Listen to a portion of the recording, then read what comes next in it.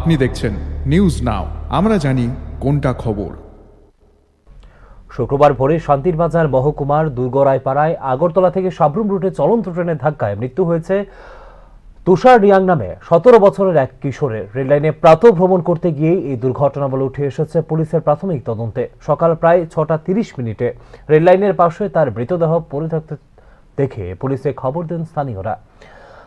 মনপাথর থানার পুলিশ ও দমকল বাহিনী ঘটনাস্থলে পৌঁছে ময়নাতদন্তের জন্য শান্তিরবাজার জেলা হাসপাতালে পাঠায় মৃতদেহ। এই ঘটনায় একটি অস্বাভাবিক মৃত্যুর মামলা রুজু করে তদন্ত শুরু করেছে পুলিশ।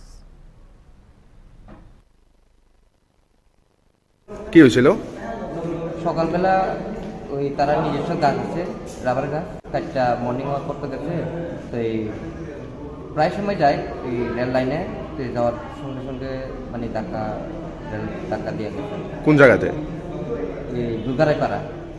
তাদের নাম? না, তাদের নাম তো এই দীপ কুমারিয়া। আচ্ছা, বাড়ি? বাড়ি দুর্গারায়পাড়া। বয়স? বয়স 16+। আচ্ছা, আপনার কি হয়? আমার নাতি। আচ্ছা, এখন কোথায় আছে? এখন হ্যাঁ? এখন তো শান্তিবাজার হসপিটালে।